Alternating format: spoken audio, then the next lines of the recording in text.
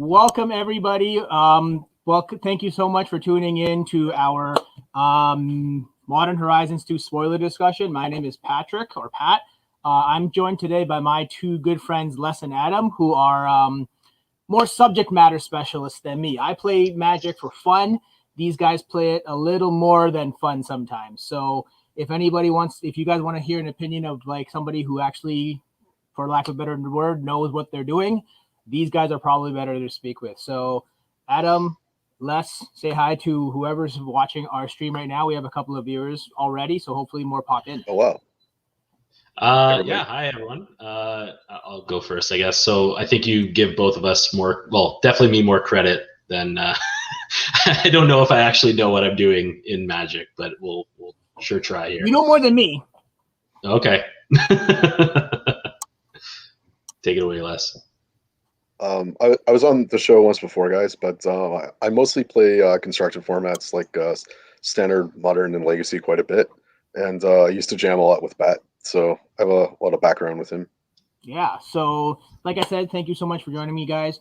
So today, as the title kind of gives us an impression of what we're talking about, we're going to be discussing some of the spoilers since Modern Horizons is coming out in a couple of weeks. More and more spoilers have been released as daily. Last time I did this with John and Chris, and during our broadcast, as we were talking, more cards were spoiled as we went. So we figured it's been a couple of days. There are a ton more stuff that's been spoiled. So now's a good time to revisit it on Friday Night Magic Day, right? So before I begin, though, I do want to say if there are people watching in chat, hit us up. Tell us what card you are most excited about, and we'll pick random people after our broadcast is done to give away some of these dope Strixhaven promo packs, right? Ooh. So post up if you're available. If you're just listening, that's fine. Post up at any point, and we'll take care of it at the end of our, stream, right? So you guys ready? Yeah, ready. Yep. All right. So now, the last time John and I and Chris talked, we were doing it on the 25th-ish. So in that 3 days, a bunch more stuff has already been spoiled. So let's kind of just do this. We're going to – well, there we go.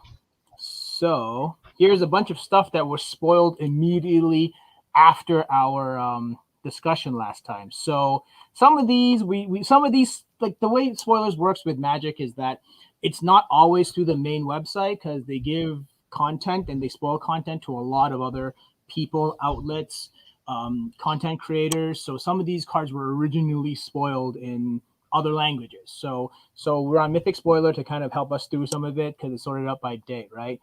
So first of all, like I'm looking at these cards. A lot of these cards are draft cards, right? Used for the draft format. But the first thing I see here is this card. What is this and what does it do? Let's see.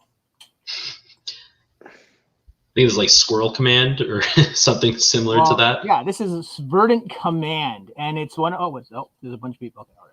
So this card's Verdant Command. Target player creates 2 tapped Squirrel tokens, and counter target loyalty ability of Planeswalker. Exile target card from a graveyard. Target player gains 3 life. In a word, yay or nay? You guys like it? Is there a purpose of this card? I think the only purpose I can really see is if you're going like really, really hard on squirrels. That's like, I think that's the only place where I see this being playable. So I failed to say this at the top of the call, but I'm actually a big Canadian Highlander player, and also big into Cube. So a bit of a different take that I'll bring, I think, to some of these cards. I think this is interesting for Canadian Highlander because it's kind of like a raise the alarm variant that has some extra play to it. Being able to counter a Planeswalker ultimate is pretty interesting. I think that probably applies to Commander as well. And also exiling a card from a graveyard, like if someone tries to reanimate something or, that can certainly mess some people up. But yeah, I don't see this, breaking Modern anytime soon. Now, you mentioned Canadian Highlander. For those people we don't know, like, I'm not even sure if Les knows, right? What exactly is Canadian Highlander? Yeah, I'll give a quick rundown. 10 words, so Canadian, 10 words or less. 10 words. One-on-one. Okay. One-on-one Highlander, 100 card, 20 life format. I might have gone over. That's actually okay. So people play competitively or semi-competitively. Yeah. It's not, no one's playing in the Pro Tour, so you don't have people like really trying to bust down the format like you see with formats that people get paid money to win.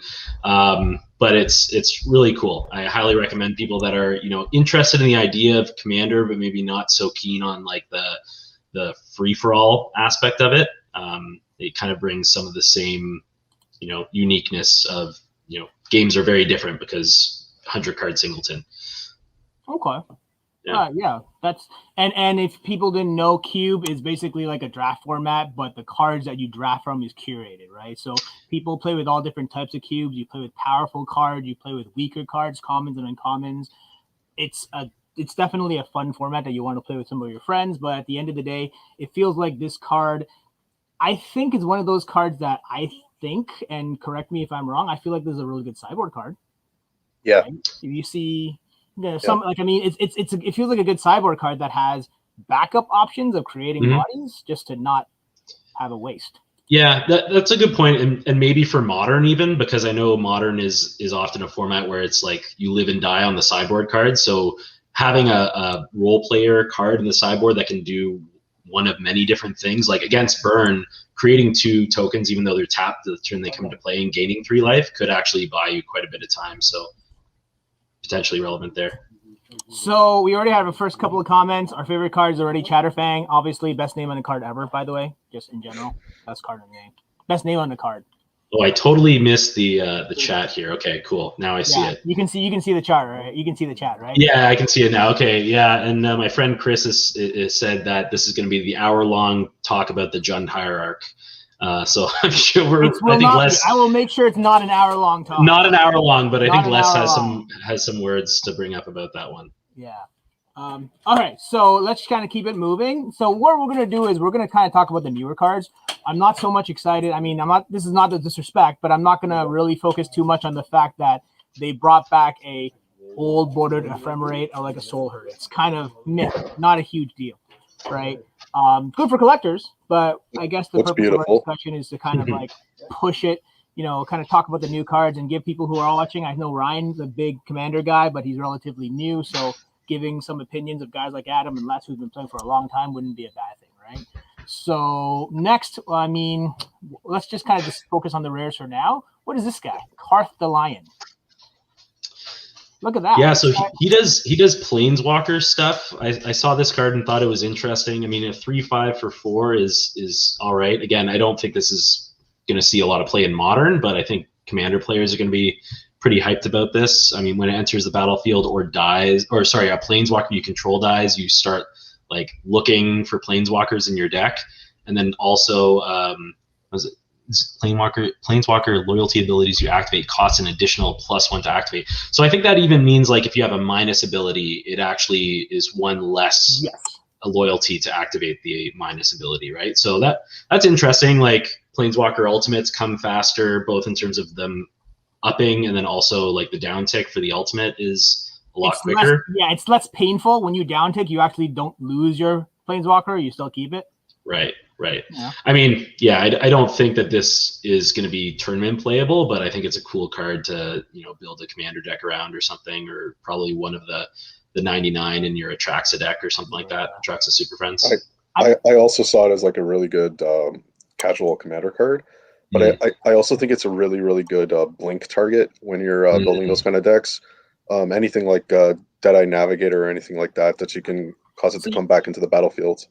One of the taglines for this set has always been there's a card for everything and for everybody. That's kind of how Modern Horizons was sold and always been sold. So if you're a story buff, maybe you guys might know more about who Karth the Lion is, but he might be relevant story-wise. Here's Ryan C. telling us he's stoked for Grist the Hunger Time. Yeah. College are complete. Is that how you spell it, or do you spell it wrong? No, he got it right. That's the Phyrexian complete. All right. So I feel like personally, this is a Karth the Lion is like Adam said, it's probably a good Atraxia target if you're playing Planeswalkers in your EDH decks. But is he going to be your commander? You don't know. Could be it, right? So next, I just want to shout out this card here. It's actually not the first printing of it. It was in the Mystical Archives from a set ago. Yep. Yeah, shout that out. Yeah. Yeah, funny how it's a common here, but it was a rare in the Mystical Archive. That was the first thing that I noticed when I saw that one. Mystical Archive rarity isn't like a true rarity, is it? It's just kind of like, how many of them do you get? You get one a pack. You're right, but they kind of seem to, upshift. The ones that were common became uncommons. The ones that were uncommons became rares. Rares became mythic rares, etc. Yeah. So here's one of the first mythics one of the later mythics that were revealed.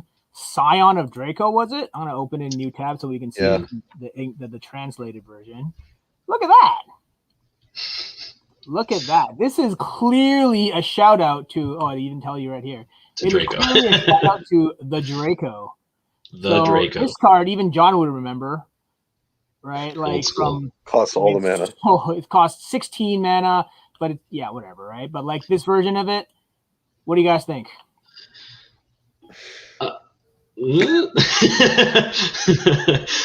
So one thing that I like about this card is, if you have 5 different land types in play, then this is 2 mana, right?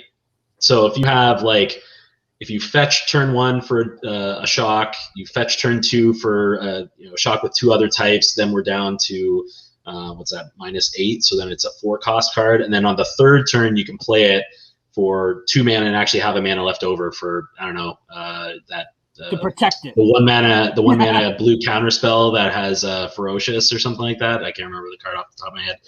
Yeah, I don't think this is like modern, tournament winning card, but I do think that. Well, one thing that I'll say is of the set, this reminds me, and so did the first Modern Horizon set, it reminds me a lot of Time Spiral, OG Time Spiral, where it was take every, mechanic, put new spins on them, bring back, callbacks to old cards and stuff like that. So it is cool from that flavor perspective. And hexproof, 4/4 blue, hexproof if you have, oh no, but it's each creature you control. It doesn't even give itself. Never mind, this card's unplayable. Why wouldn't it? Oh yeah. Each creature you control. I thought itself got all those abilities. I was that's not bad. It's other things. Yeah. So 12 mana 4/4 with a bunch of nonsense abilities. No good. There is some interesting things that you can do. If you have a Dragon EDH deck, one of the ways to cheat this out, if you have a Dryad of the Elysian Grove from the recent set, it makes all your lands count as all the different types, right? So you can speed this out really fast if that's what you want to do. Yeah. So you can kind of cheat it out way faster than it should be in that kind of case. Ryan, I just want to point out that they do, because Draco, this thing says land types, and shock lands do carry that land type. And what's that? What's the enchantment, the 1 in a green enchantment that's modern legal that has the same effect as Dryad? So technically you could play that on turn 2, give all your lands. I guess Nylea's Presence or something, or no, the Prismatic Omen. Prismatic Omen works too. Yeah. So you can do Prismatic Omen turn 2 and play that. But turn it feels 3. like a lot of work for a 2 mana 4/4. It does. You don't want to play bad cards to make your other bad cards a little better. But when you're playing Scion of Draco EDH, I'm pretty sure you throw that guy in there, right? I'm pretty sure that's exactly what you want to be doing, right? Sure. Yeah. That guy slots right in there, and you're gonna have a multicolor mana base anyways. That's a 5-color deck. That guy, I'm pretty sure fits right in that deck. Can we talk about this Scurry Oak card for a moment? Sure. Mainly because I saw someone posted the combo with this is Ivy Lane Denizen, which is whenever a green creature comes into play, you can put a +1/+1 counter on a creature. So the combo is you play Ivy Lane Denizen, you play Scurry Oak, you put the counter on Scurry Oak, which makes a green creature, then you put another counter on Scurry Oak, and you just make infinite tokens. And someone called it Squeaky Jeeky, and I thought that was hilarious. Come on. That's pretty funny. That's pretty good. That's good. That's pretty funny. Yeah. In case you guys need to know, it looks like this. See this guy? The smallest card on the planet. It's a completely unplayable common from Gatecrash. This card has, I think, seen play in combo decks in Commander. Oh, okay. Yeah, so it's not a totally. I wouldn't know that. Quantity. No, I don't either, but. But you do, so you actually don't know. Yeah. Anyways. And if you don't know now, you know. Yeah, for sure. Yeah. Next, we have. I just want to shout out. This is basically like it says. It turns things into artifacts, right? So it's just like a version of liquid metal coating, which is kind of cool. It's a fixed version, so you can't turn their lands into artifacts and then kill them with Karn the Great Creator. But it does tap for mana. It does tap for mana, so so that's also one of the things that these sets do is like take existing themes, make it better, improve it, fix it, things like that. All right. Yeah. See, look, we have somebody saying fun combo. Yeah, sure. It's a May clause, so you don't automatically kill it. Then we have Ryan saying, Squeaky Jeeky. Let's go. So next we have a couple of cards. These are all just reprints that were existing, and then they just made them modern legal now. So Seal of Removal, Goblin Bombardment. I don't know what that left card is. That is Skittering Scourge. Discard a card to generate a black mana. Oh. Yeah. Maybe a combo potential. In one word, guys. Or Scourge Familiar, sorry. Doesn't matter. Do you think it matters? Yes or no? In modern. That one, no. The Scourge Bombardment might be pretty good. I'm excited. Sorry, go ahead. There are really kind of crappy legacy decks that are built around zombie bombardment. So you have zombie infestation plus that 2-mana Zendikar one with landfall, Bloodghast, and bombardment, and you have this whole deck where you just basically attack with your chromey 2/2s and then chuck them at the opponent's face, and you kind of get there. Kind of works out in the end. So that might maybe pop up over time. Just let you know, we may be having YouTube issues. Okay. John. Just carry on. Just a heads up, Pat. I don't know how you're bringing up the chat like that, so I think it might be on you tonight. I can't seem to do it myself. That's fine. I trust. Yeah. Okay. Cool. Now, I mean, next we have Sylvan Anthem, and this is just evidence of power creep, right? Gaia's Anthem was like was 1 mana more, and it did functionally the same thing. So we're in the stage where it's the same similarly. I mean, Gaia's Anthem was all creatures. Sylvan Anthem is all green creatures. I understand, right? Yeah. But it just feels like we're getting there, right? Like, as somebody who likes Magic, are we getting to the point where power creep is a problem? So Gaia's Anthem, to be fair, that was rare in Planar Chaos, but then they downshifted it to uncommon when it got reprinted in one of the Masters sets. And this card is, I think, actually closer to the white Anthem, where it's all your white creatures get +1/+1, but it's 1 and a white, not Crusade. Honor the Peer. Now, what you pay for here is, tack on the second colored mana to get the Scry, which I think is decent. But, I don't know, it's kind of a weird card. Usually green decks aren't keen on, pumping themselves like that. What I did see that was kind of funny is, Sylvan Anthem, and I think a card that's also in this bucket of cards we're going to go through, Gaia's Will, and another card, and it was the don't just copy my homework meme, and it was all other cards that green just switched slightly, it's change it up a little bit. Don't copy it exactly. I thought that was so as somebody who plays green decks, I love it, but I wouldn't put one in an EDH deck anyways, so I wouldn't put if I ever play modern again, I'm packing a bunch of Sylvan Anthems. Nice. Yeah. I want to hear. I don't think we want to talk about Scophos Reaver, and we're not talking about the first silver. I'm curious what Les thinks about the Turok card, because I'm slightly unimpressed.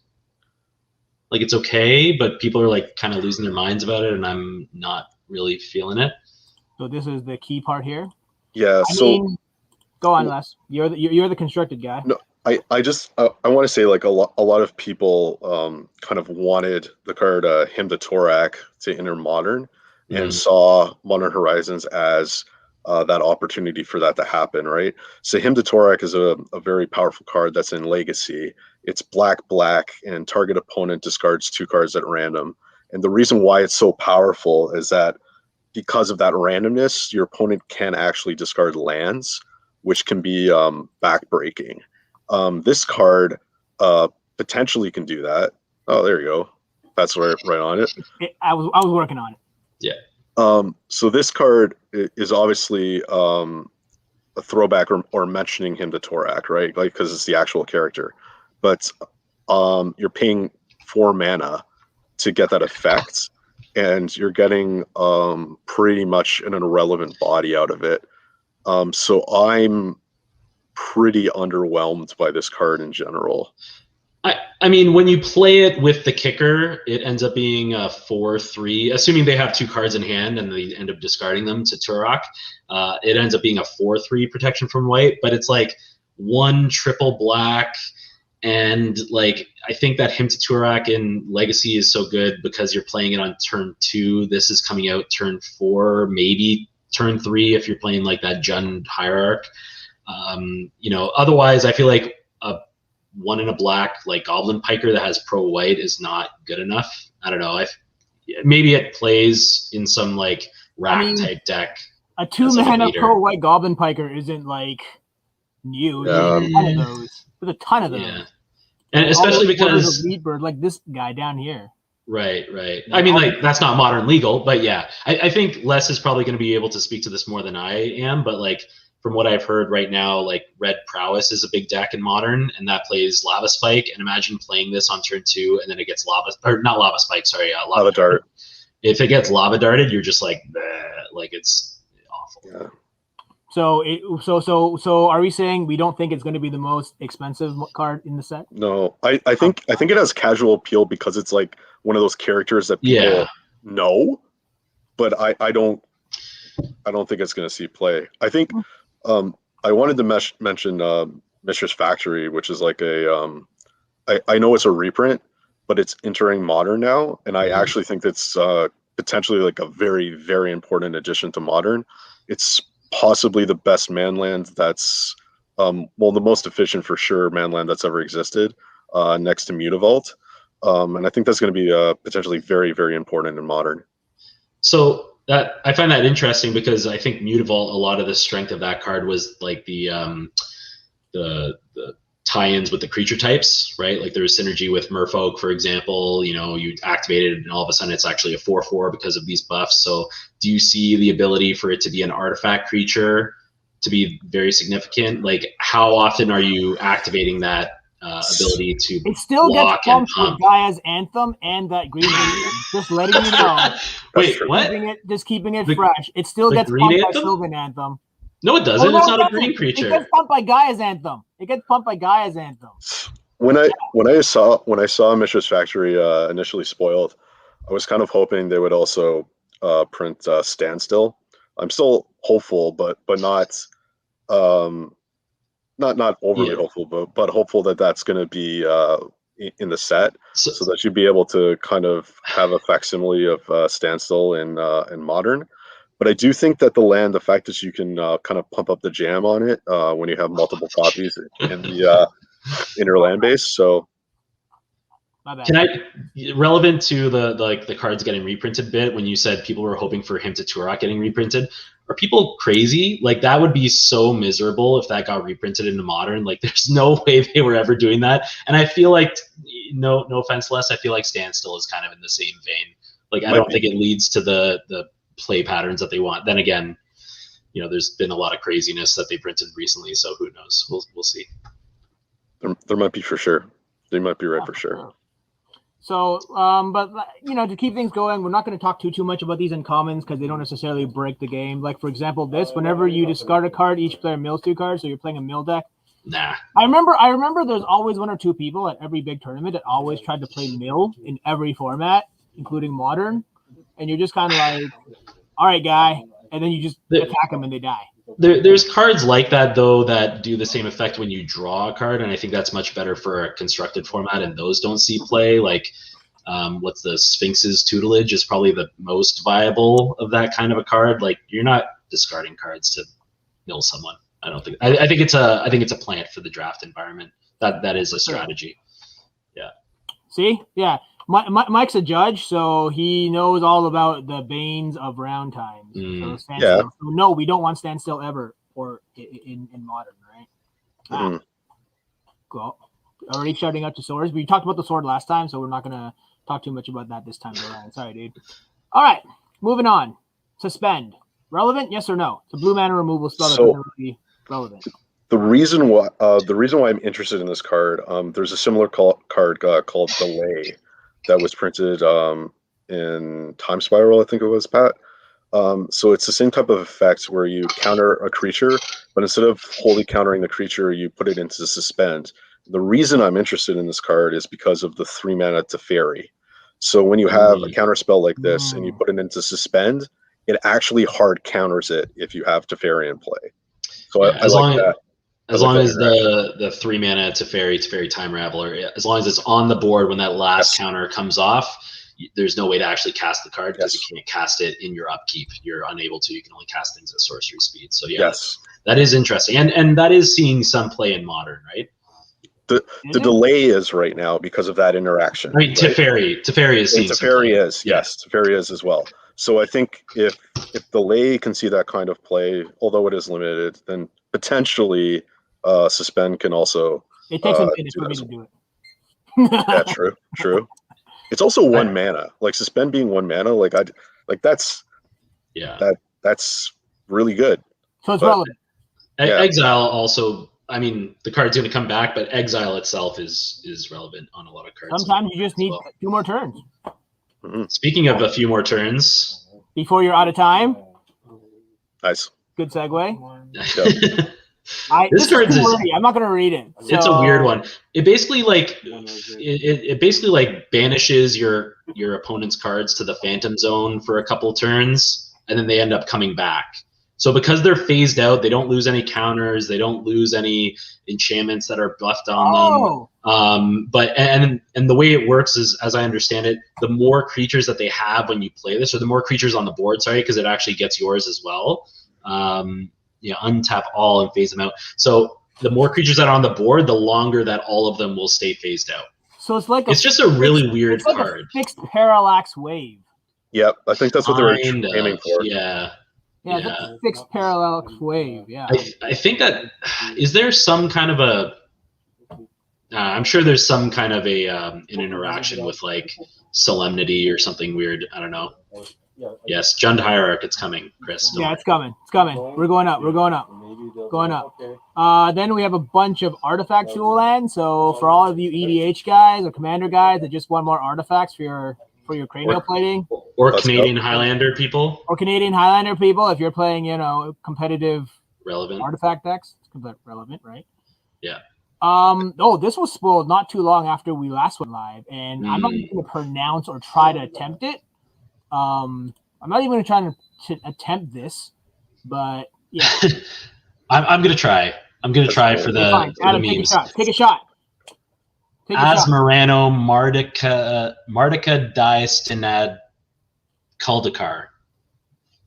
I don't know if that's right, so whatever. Great job. Yeah. So this guy doesn't have a mana cost. Or this girl doesn't have a mana I think cost. it's a lady. The lady. This lady does not have a mana cost, and you could only play this card if you've discarded a card this turn. So it's like a madness kind of, not really though, because it's not you discard this card, it's you discard any other card, and then you can play this for a black or red mana. I actually don't know if it's Welsh, by the way. I think the name for this was on Lightning Axe, the original edition of Lightning Axe. Yes. That's where the name of the character comes from. Yeah. So I mean, in case you're wondering, I believe, and I'm going to be skewered if I'm wrong, if she's your commander, you still have to pay the tax, even if you are. I play commander with commanders, right? I think I think the cookbook does something relevant. We should probably talk about that. But I do want to mention something about this card. The ability sacrifice 2 foods, target creature deals 6 damage to itself. At first I was like, that's really weird templating that the creature is dealing damage to itself.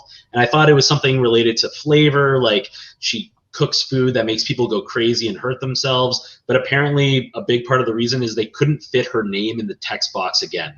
So they had to template it in this way for the ability, like for all the text to fit in the text box. What? So it couldn't. Oh, okay. Because they would have to type out that huge name again, and there just wasn't enough room, and they couldn't make the text super tiny. So they're like, we'll make the creature deal damage. Yes, instead of her dealing the damage. Yeah. Apparently, she was referenced on the like multiple people have shut it out that it has been. That's the something. Yeah, Granite Gargoyle. Granite, isn't it? I don't know. I would Cinder look it up, Gargoyle, but it takes me too long to like find the picture and upload it, so I'm not doing it. So so maybe somebody this is pretty clever. Whoever said this, just put name. Why can't you just do name? No, a granite. Yeah, it is Granite Gargoyle. No, yeah, Granite Gargoyle. Yeah. You can't choose a favorite. Just choose the Jund Hierarch.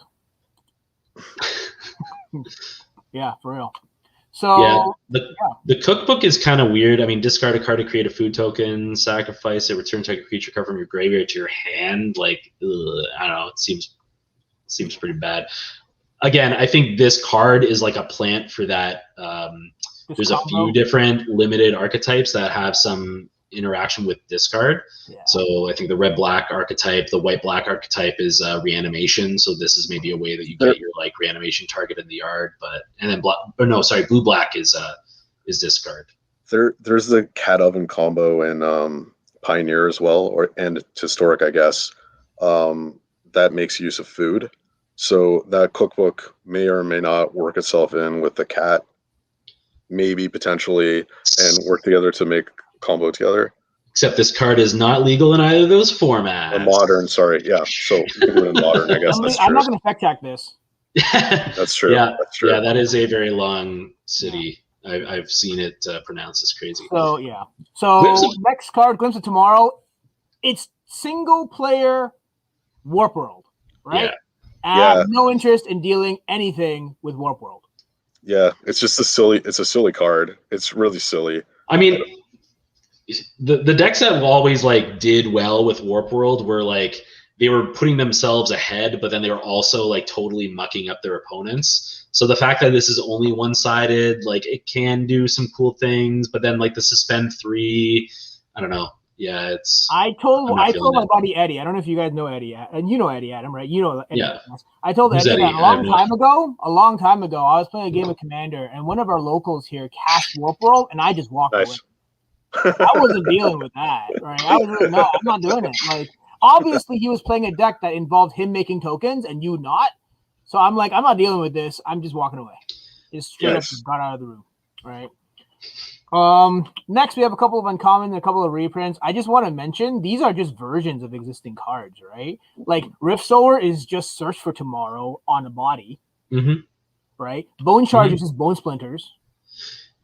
Again, the discarding a card is relevant, I think, in this format, and also it hits a Planeswalker. Which, so it's like better Bone Splinters, but at the cost of, not for sure. Yeah.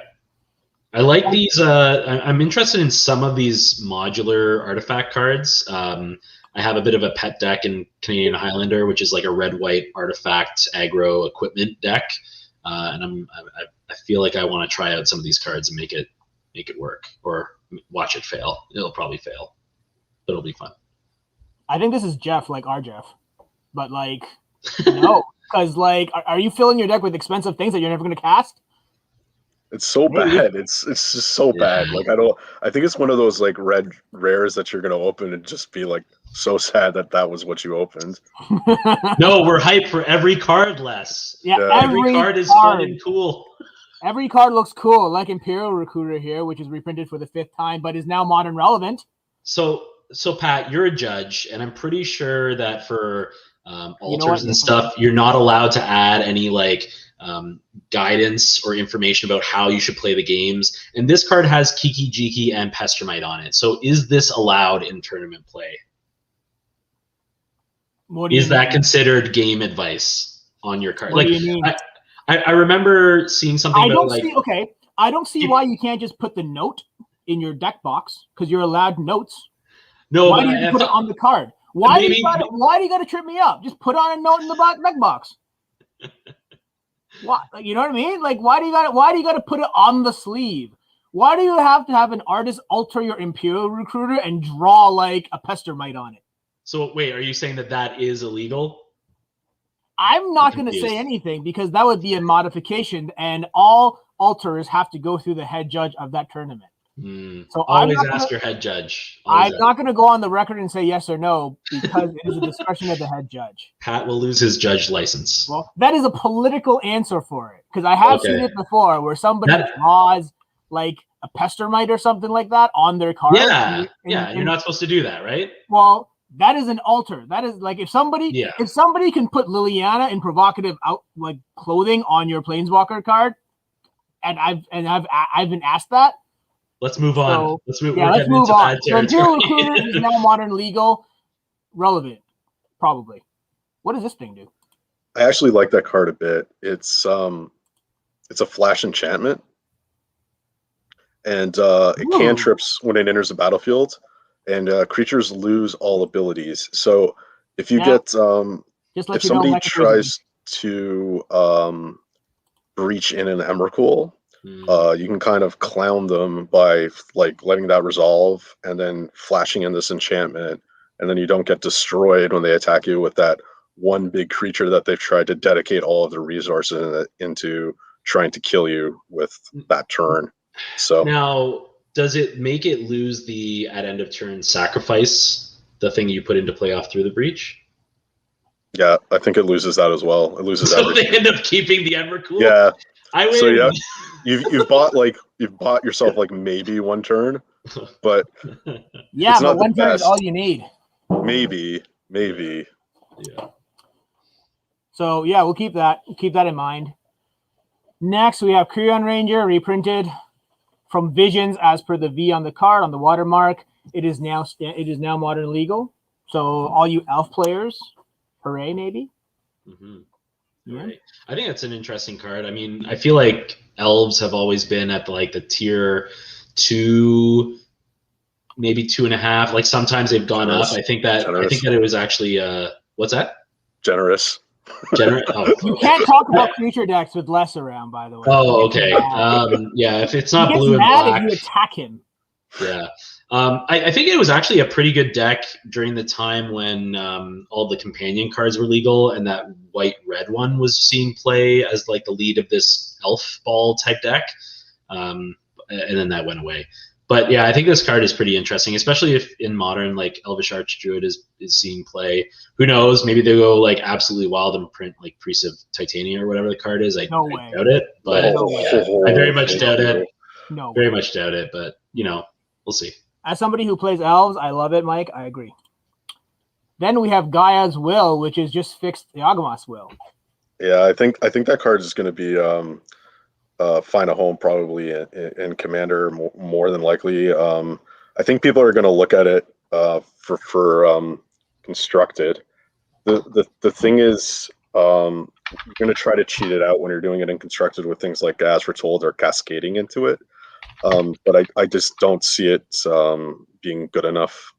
It's very powerful though. Yeah, so I mean, it's this card scales with the power of the format and the rest of your deck, right? So Pat, this is the first Boros card that I think is really good. Is it? Well, first of all, let's talk about Soul Snare, Commander reprint, Phantasmal Dreadmaw, Adam's favorite card, maybe. so maybe. Are the dead version or the ghost version of Colossal Dreadmaw? It's not a ghost, it's an illusion. It's illusion. It's illusion version of Colossal Dreadmaw. If it was dead, it would be a black. It's really funny though. Yeah, it is. Hexproof and multicolor. I'm very excited about this card for Cube because red-white has traditionally been a pretty terrible, crappy color pair and pretty boring. And this I think is fairly powerful. 3/1 for a 3-mana body is not great, but hexproof and monocolored is pretty strong. And then also this is that what is it? Hero of Precinct 1 on steroids. Cast a multicolored spell, get a 4/4. That is crazy. It's a human too, and it is a human. Oh yeah, that human deck in modern has a lot of multicolored cards. So if you go turn 4, you play this, follow it up with I don't know some of the a hybrid spell. Collected Company. Also Collected Company. Cast this off of Collected Company, get it off of Collected Company. Why not? Sure. I mean, Interesting. Yeah. Let's go. I don't know if it's like, I don't know if modern tier playable, but I'm excited for, trying this out in some cube. I think they there's a lot of very, very bad Boros cards, and this is the first time I've seen a Boros card in a long time. I've been like, that's not completely terrible. So just wanted to mention it. Okay, so what we're gonna do now is we're gonna take a break, and John in the background has created this. We're gonna do one of our giveaways. Yeah, we're gonna do it this way because we're bowling. Is anybody's name not on here that should be? Speak up now. We're going to put Adam and Les on too, just because I invited him on here for the. I'll be right back, like less than 5 minutes. Okay. Bio break. he's taking a break, and then John's going to spin. Go ahead, John, spin. Boom. We need to get you guys on random.org or whatever it is. That's okay. Jeff? This really? is random. Well, whatever, man. We have a winner. Way to go. Woo! And now, literally, Les is gone. All right. Close it up. Close it up. We're done. No, I'm just kidding. All right. So Adam, you and I can look at the next couple of cards while he goes and does whatever it is he's doing. What is this? The art looks dope. This is a callback to like a god spell Sveilun.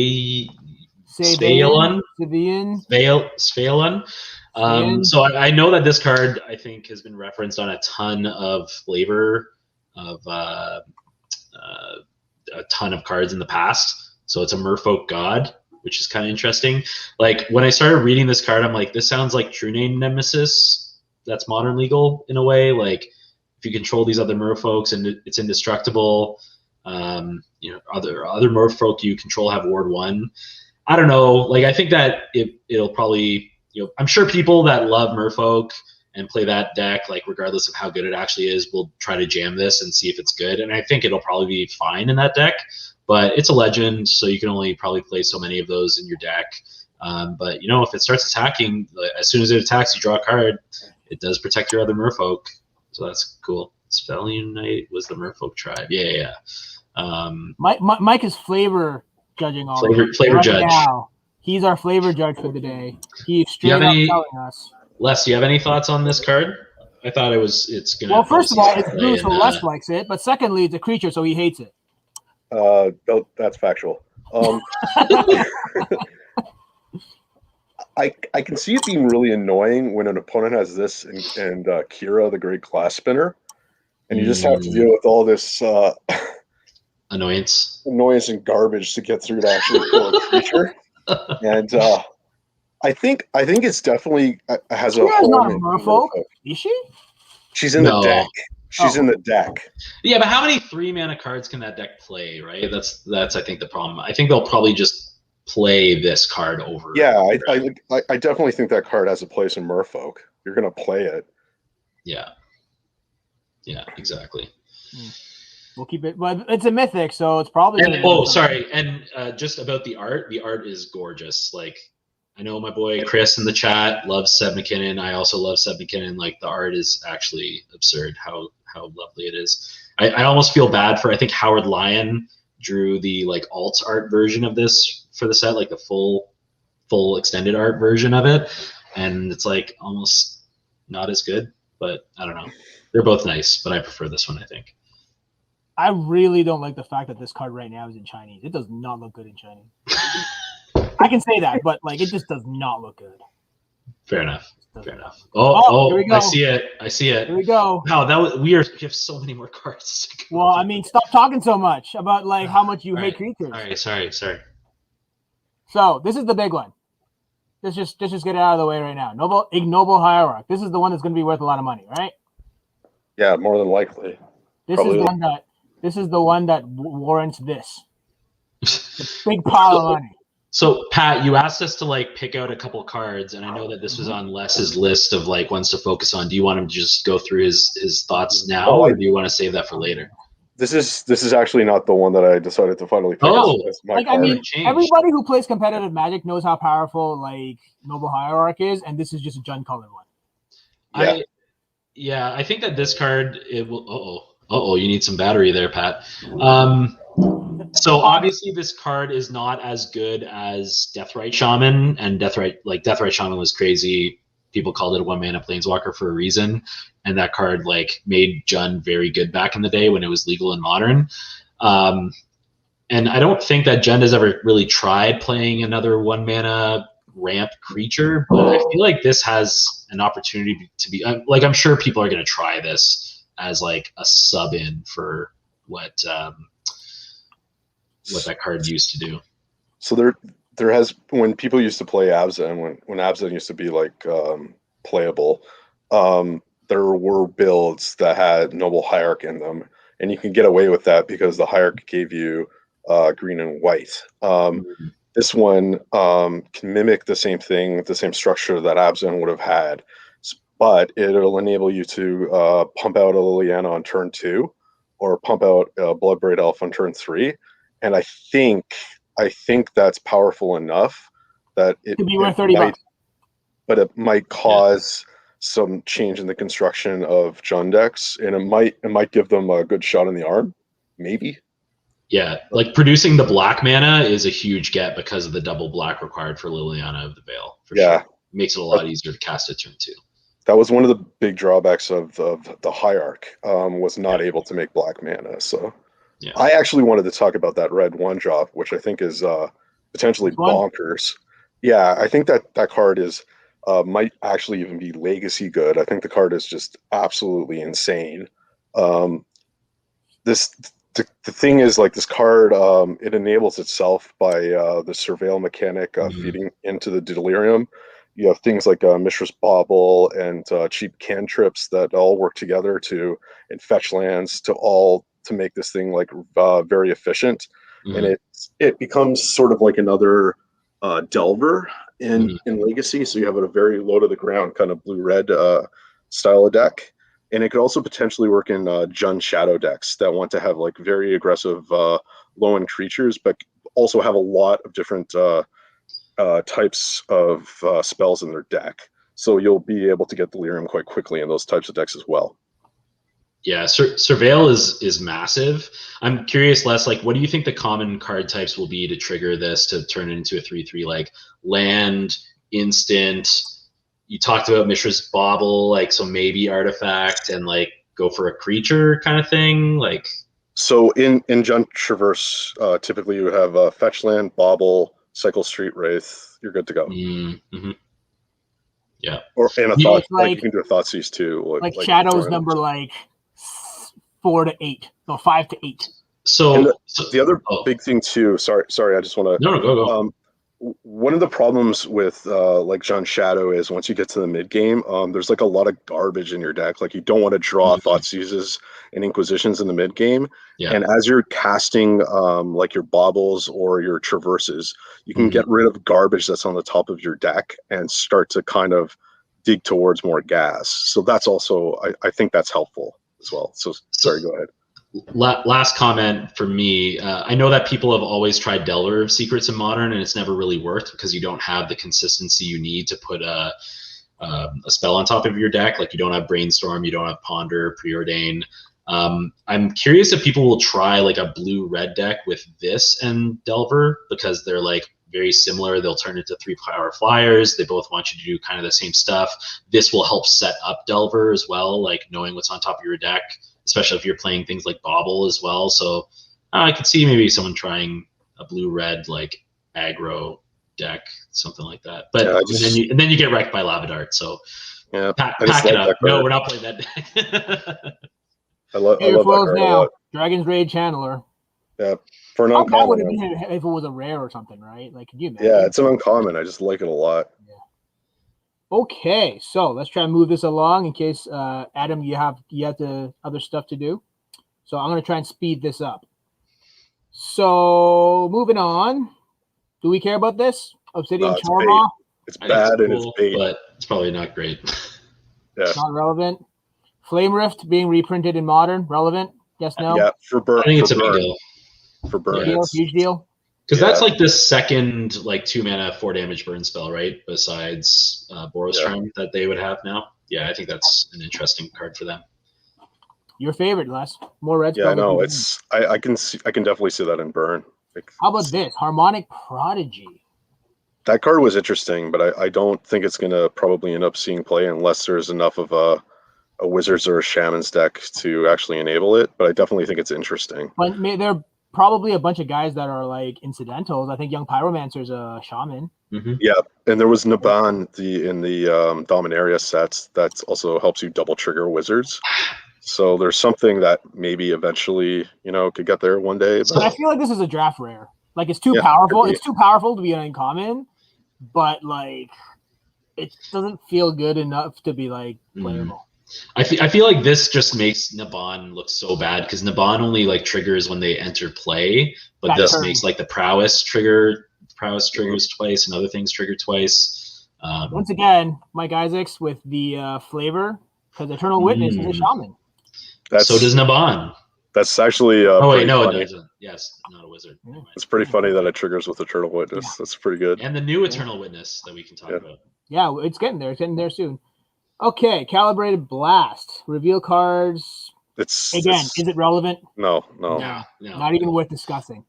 All these are commons. Basic land cycling, cool for the Nice. draft environment. Nice to see those for the draft. My favorite card for Modern Masters is getting an old border frame right here. If anybody opens a foil, like ship it right to Pat. Yeah, it's basically 3 land worlds slapped together.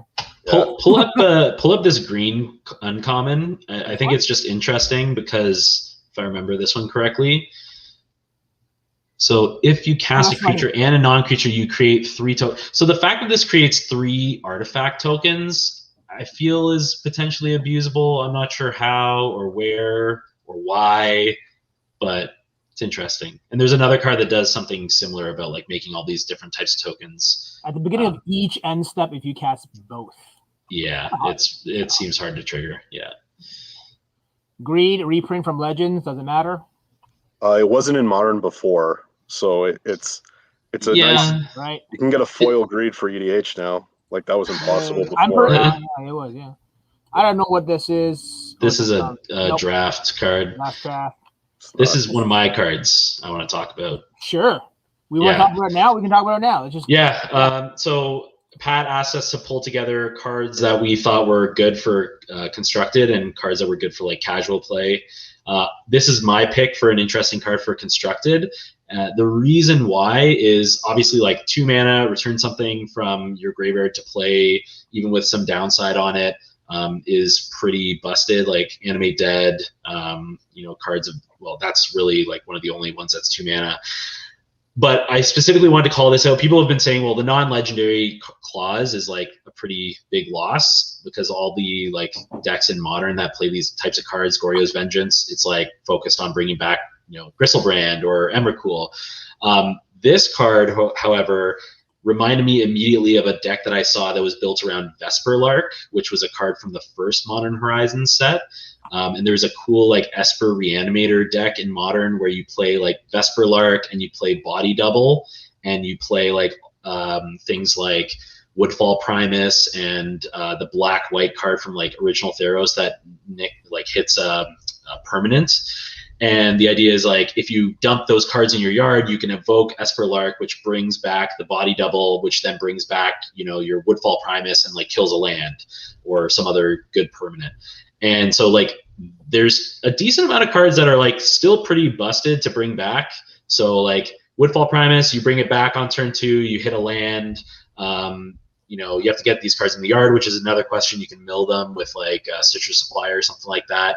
But like Sundering Titan is a pretty gross one to bring back. Hornet Queen is a pretty gross one to bring back. I feel like Sundering Titan is banned somewhere. Is it banned in Modern? Banned in Commander. No, is it banned in Commander? Is it banned in Commander? Probably. I don't know. But it's not banned in Modern. So I don't know. I think that this card could see play in that deck, but I do not think that this and Goryo's Vengeance would be in the same deck because they want. Let me just say, I think it's very, very lazy that they named the card after a mechanic and just put the mechanic on it. Second time already. They did it with Suspend as well. Lazy. There's an Undying deck essentially with Yawgmoth, the Thran Physician, the new one. I think that this may fit into that deck a bit too. In Commander, Sylvan Primordial is banned, yes. Can you bring up S. McCarty's comment? Yeah, that's another good potential pull. I already did. I did it. You weren't. Oh, you did? No, I missed it. I'm sorry. Yeah, you can bring back like Prime Time, Grave Titan. Those are interesting as well. And Blazing Archon. I was like looking at cards that were like high mana cost in Modern. Blazing Archon seems like an interesting one to bring back. Early. Is this thing relevant, or can we skip it? No, it's not. It's not. But it makes the 3 different token types. Like Oh, okay, sure. Yeah. I don't know what it does. That's why. If you would create a clue, food, create one of each. That's a lot of cool. value. It's a lot of value, but it's like it's a 1/3 though. Yeah. Yeah. So whenever you investigate, you also make some mana and make some food. I think treasures are probably the easiest, or food, other than clues. But I don't know. Yeah. Cool. I feel like that's I feel like there's a combo in there, but somebody better than me will figure it out. Probably. Look at this. Upheaval, Modern Legal. I don't think either of those is going to matter. I don't feel like either of those. I think they're just they're too slow for what Modern's about and what Legacy is about, obviously. And I like they're powerful cards. Don't get me wrong, but I just don't think they're going to see construction play, which is weird to say because Upheaval is like an incredibly powerful card, but it's. I just want to say shout-outs. Go on, Adam. Oh, I was just gonna say Upheaval has been very often a big cube card because you have all this like crazy mana ramp. Like you go like Soul Ring and Mana Crypt, and then like you bounce all your stuff back, and then you can replay a bunch of it, and then your opponent has to like lose their board and discard a bunch of cards. But you don't have that in Modern, so I can't see it playing. So it might not be relevant at all. Yeah, I don't see it being super relevant, which is sad. Yeah. Here, I just want to point out shout-outs to Piru the Volatile here, completing that original cycle of Elder Dragons that came out in Legends, finishing off the wedges. Remember the original Nicobolus and that Chromium cycle? They were all like 8 mana like this, 7. Yeah, but this is the only one of the wedges, no? I don't know. Maybe I don't. Did the number crunch already crunch them out? This is the. Oh, I don't know about that, but I'm saying like this is the 6th of that, right? 6th, all the old ones were the shards, and this is the first. So wedge. Shout out to not to remembering. And Dan just commented he's an assembly worker in his food deck. Dan is one of our locals, plays a lot of the Commander with us, so good for him. Can't wait for that. Let's see here. Play that Guillaume. Yeah, somebody said you can do this. Yeah, you can do that with Urza for sure. That territorial Kavu. Yeah. I'm a huge fan of that card with in an aggressive zoo deck, where you're playing like just all shock lands. Yeah, I think that card has a lot of potential, and I don't usually like really aggressive cards like this, but my God, that card just screams power to me. So. Do you think that brings back Tribal Flames Zoo? Because I know that was like people have tried that and played it. So there's Tribal Zoo, which I think would work with this, and then you could also play like Death Shadow Zoo if you want. So it could be one or the other. But I think this guy kind of fits nicely into it, and I really like the rummage ability on it. I think that's incredibly powerful. Yeah, pretty easily like a 4/4 on turn 2. Yeah, easy money. We only have a couple pages more, but we're gonna do another giveaway because because John's here. Anybody else? John just shows up when we do a giveaway. John is the Vanna White to my Pat Sajak. To my Pat Sajak. Yeah. So if anybody else wants to kind of chime in right now. Yeah, I know. So while we're waiting, S. McCarty mentioned that Urza can tap a bunch of artifacts to make it happen. So yeah, put that in and then spin it. I don't think Urza needs any help. No, I don't think so either. That card is so busted. Does now. He's so much worse. Yeah, well, they keep banning all the things around him. Yeah. 1,000 Relic. Can we get them in the spin? SMC Cardi. Yeah. Is that Dan? No, Dan is Dan. Dan is just Dan. Pat, do you have 1,000 Relic as well? Oh, I didn't see that. Oh, we had to add 1,000 Relic. Thanks for tuning in, 1,000 Relic. Do we also have Seafeed? Oh, okay, we do. Seafeed? I have no idea how to pronounce that. You got to put this J-Ho Heroes World guy Nah, that guy doesn't need anything. That guy doesn't play Magic. That guy plays Flesh and Blood. Boo. No, exactly. That guy plays Flesh and Blood. Pardon? Nothing. Just spin it. We'll do one more afterwards. I gave them ample time.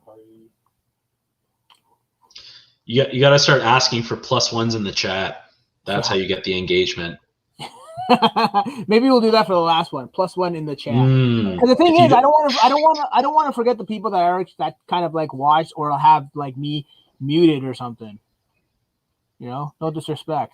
If they're not watching at the time, they don't get included in the spin. That's how it goes. Yeah, go ahead. They should have no expectation to be included on the spin if they're not there. Craig. That's cool. My boy Craig.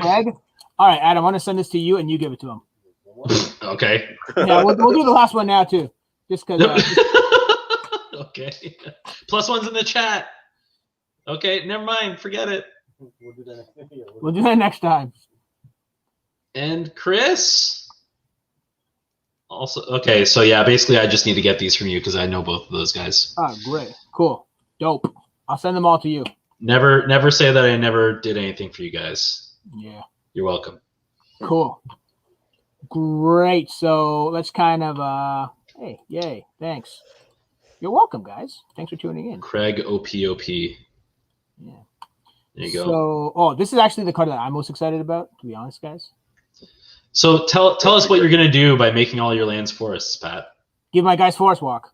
Nice. Classic. What I'm gonna do is play Ernham Jin. What I'm gonna do is make everything a forest and then attack with my Forest Walkers. What were you expecting? We talked about some other stuff, but that's okay. Well, tell me what you would do with it. So there is some potential craziness you could do with Arbor Elf and Gaea's Cradle. So if you play this on turn 1, play Arbor Elf, and then play Gaea's Cradle on turn 2, then you can play another creature off this, and then so you tap the Gaea's Cradle for 2 mana. You can untap it with the Arbor Elf. You can play out 2 1/1s, and then you can tap the Gaea's Cradle for 4. So on the second turn, the Gaea's Cradle can tap for 6 mana. Yeah, but is that better than giving all my guys Forest Walk and attacking? No, it's absolutely worse. You're right. Yeah, forget it. Yeah, we broke the format. I did. Shout out to Ryan. I want to show that one more time. He's not the only one that wants to Forest Walk people. It's no Cabal Coffers and Orborg, but it'll do. Yeah, that's also a combo. Oh, that Ragavan is. Okay, so let's. This is my card. I don't think this card is very good, but the art on this thing is hilarious. It is hilarious. I will agree. It's like a woolly mammoth, like. Yeah, like it's a taxidermied woolly mammoth. So I'm not even talking about. I don't think it's very good, but the art on it is hilarious. But you guys want to talk about Ragavan, the nimble pilferer? Yeah, it was Adam's card. So this is my card. Yeah, so this is my card for casual formats. Again, not huge into Commander, so apologies, Commander folks. But people in like the Cube community are going like insane over this card. Primarily because, it doesn't feel too long ago where 1 red mana aggro creatures had some like crazy downside like Jackal Pup, and now there's like so much text on this card. It's like Questing Beast on a 1 mana card. Now, that being said, there's a lot of text on it, but how often will you actually trigger it? It's probably less than we actually think, right? Because the way has to be clear, and if the way's clear and you're attacking with your 2/1, like you're probably already winning. Like they're going to obviously block this over like any other creature that you're attacking with. But even there, it does a lot of stuff. Getting mana back, getting a card that you can play until end of turn, even if it's from your opponent's deck, and then the dash is spicy as well. So excited for this for Cube and for Canadian Highlander. How much do you hate this card, Les? Actually, a lot. Like. I think it's going to end up being quite a good red 1-drop, possibly one of the best. So do you think it sees play in like the thing I think that's going to be bad about it in constructed formats is like you can't play 4 of that because if you draw multiple of them, you're just like He's legendary, yeah. you're boned, right? yeah, I just think that it has the upside on it. It's just so insane. I think it's gonna pull its weight, but you know, like again, we'll wait and see. But it's very high upside for a 1-drop. Yeah, But cool. Bottom So text. next we have a bunch of draft designed cards. Great, I guess. I mean, the fact that they're just slapping every single keyword in Magic on every card is kind of great. Enrage Easy. and proliferate. just like the peanut butter and the chocolate. Yeah, slap everything together. Here's Archmage's Charm, but like designed to be old border. That's kind of cool. Freya's Apprentice, relevant? Yes or no? I don't think so. I think it's a little too expensive. And then I do like the. I don't think it's good, but I do like the throwback of the Prophetic Titan. If anyone's ever played Prophetic, Prophetic Bolt? Yeah, this is a callback to that. So you deal 4 damage to a creature or to any target. Sorry. And this is a Delirium payoff in the blue-red Delirium deck in the draft format. So it basically like has Prophetic Bolt attached to it. If you get to if you have Delirium, you do both. Kind of cool. Pretty sweet. Now we have discard a card, create a blue crab. Dope. Great crab card. people. Crab people. Grabs. Okay, so more old bordered art for like Urza and Ranger Captain Avios. That's gonna be kind of cool. Nevinral Disc being legal in modern. Relevant or no? Nobody cares. No? It's another one of those cards that like used to be really powerful, but now is that Esper Sentinel. How about this package of enchantments for your? You gotta scroll up a bit further as well because I think the big get is the Sanctum Weaver. The Sanctum Weaver. Yeah. So Sorry, go ahead. I was just gonna say, do you think it makes enchantments a playable format, a playable deck in modern? I think it may very well. I think it might very well push it to the point where it's playable. They give it a lot. They give it a lot here. You have almost the entire deck. You're just missing, I think, Viridian Enchantress, and you have the rest of the deck is legal now. Yeah. So keep an eye out for enchantments in the future. So let's talk about Esper Sentinel, which is basically Mystic Grimoire, right? Yeah. So I think this thing is going to be basically. Okay. I think this thing's going to be dope for EDH, first of all, but I also think that it potentially can be quite good in Death and Taxes, and potentially maybe even humans because it is also a human. So there's a lot of places where this card can potentially see the light of day. It has a lot of really good keywords, and the fact that it's only 1 mana really works towards has a lot of advantages and a lot of things going for it. I'm hoping that I'm wrong, but I feel like people are way too overhyped on that card. It is interesting. Again, excited to put it in my artifact aggro deck where you can put like Grafted War Gear on this, and now it's like pay 4 or else I draw a card.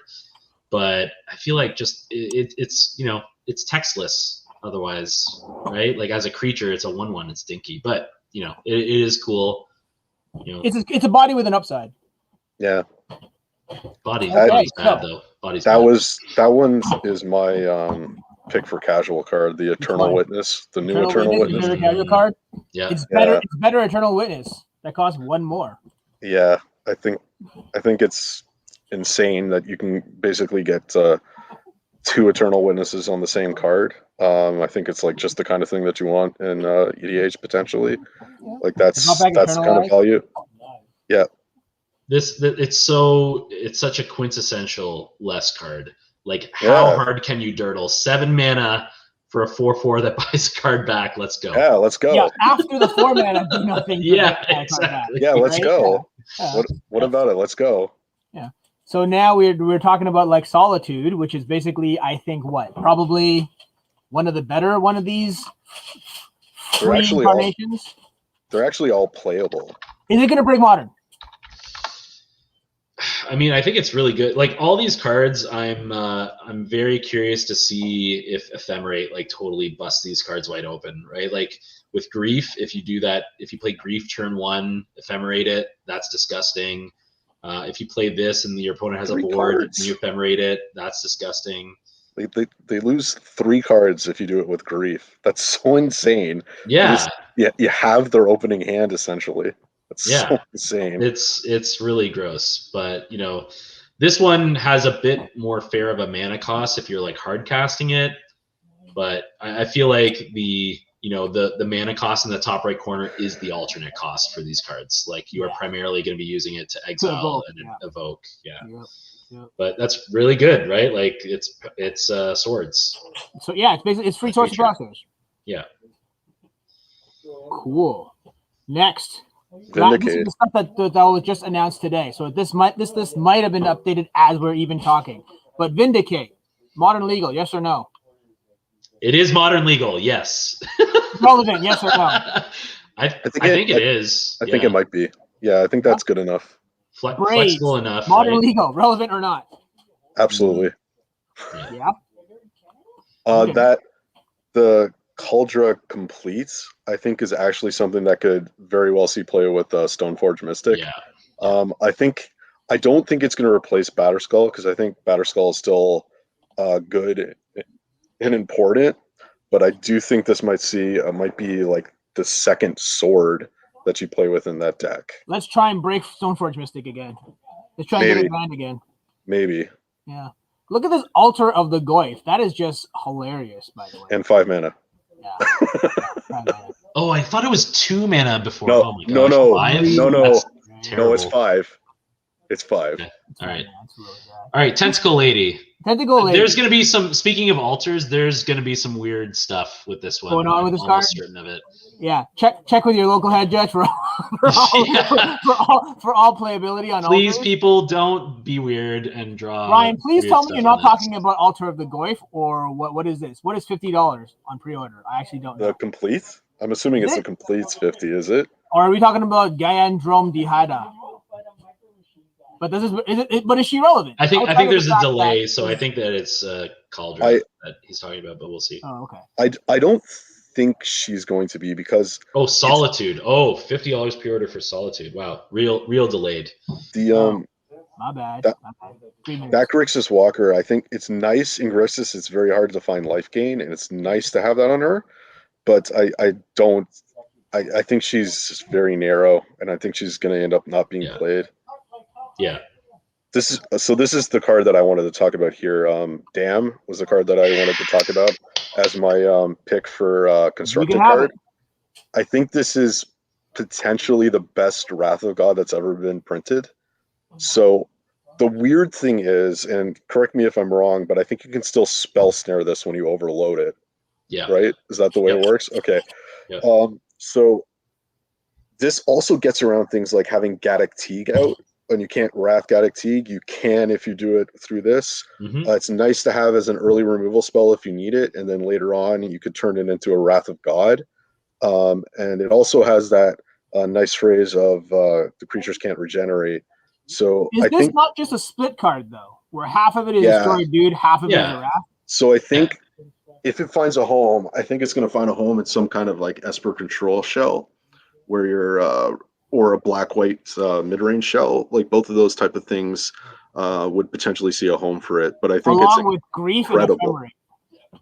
Yeah, I think the card is just absolutely incredible. So yeah, cool. I'm really excited about it for Cube because it plays 2 roles. Like a black player can play the destroy a creature, a white player can play the overload Wrath, and then like someone that's playing black-white can play both. But I feel like it's going to be additive distraction. People are going to be like, well, I'm not black-white. I can't play this card. And then they're going to pass it. So I'm excited about it, but also... But, okay, let me ask you this, Adam. In your cube, what would you put this as? Would you classify it as like a multicolored card or like a mono-black card? Yeah, I have like a cheat section that I call Rainbow that are like cards that are more flexible than they appear. So like hybrid cards. Like I don't want to count Kitchen Finks as a green-white card. I count that as like... because it could be in a green-red deck, it could be in a white-black deck, right? Like, so I count it as this like multicolor rainbow thing, and I would probably put this in that section. But that's me. Other people, the Cube community at large, I think has not defined. Very, very important. When you kill one dude, you can just say "damn it" or "I damn it." Yes. Yeah, as opposed to I doomblade it. And then when you overload it, do you say Damn it all. Damn I- it all. Damn everything. Nice. If I have to play against one person that says like, damn, I'm just gonna leave. I'm just gonna concede to them and Just leave. If somebody says damn, I'm leaving. If somebody plays Yeah. Warp World, Congratulations, you win. I'm leaving. Okay, how about Endurance? Probably the worst of the bunch. I think that's a sideboard card. Yeah, Right? once green gets the shaft, I think. Like, I'm exiling 2 cards to make you discard a card, but I'm here with Grief, but I'm exiling 2 cards here to I think it's a very good sideboard card, actually. Bog you. Yeah, because sometimes you lose the first turn to like decks like Dredge or Reanimator, right? I think it's a very good sideboard card, yeah. Yeah, so I don't think that's a main deck card, but I think it's a very good sideboard card. I'm curious to see where this plays though, because like that Fairy Macabre is a similar type of effect, but you don't have to get rid of another card to discard it for the effect. Yeah. But this is like similar if you get to turn 3, it's more playable just on its own as opposed to Fairy Macabre that I think like rarely ever gets cast. So Pat, I actually think that Flame Blitz on the left side, I think that thing's bananas for Commander, man, and potentially constructed too. It's really good. I think it's really good. Commander, just don't play Planeswalkers. And it features Curse Guy, and everyone loves Curse Guy.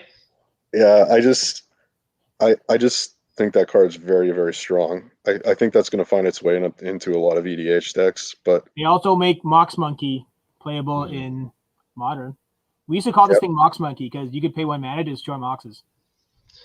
I think that was cool. Like everyone, Pat. It wasn't just you that called it that. Yeah. But, well, excuse me. I think we're getting close to the end, but here's just a bunch of reprinted borders of like the talismans from from the first Modern Master set, so that's cool. Yeah. Fire and Ice is now modern. It's now modern playable. Cool.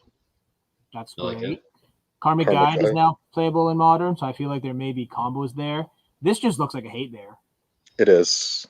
A very big hate bear. Very good against red and black, I guess. Yeah. Yeah, it looks decent. Bear. Looks decent. Yeah, abiding grace is interesting just because I don't know, I feel like there's something there. Getting to your end step, you return a mana value 1 creature to play from your graveyard. The only thing I could think of is maybe Boggles, but like would they even cast that? You gotta bring back that Martyr of Sands, bro. Okay, I guess. Yeah, I guess.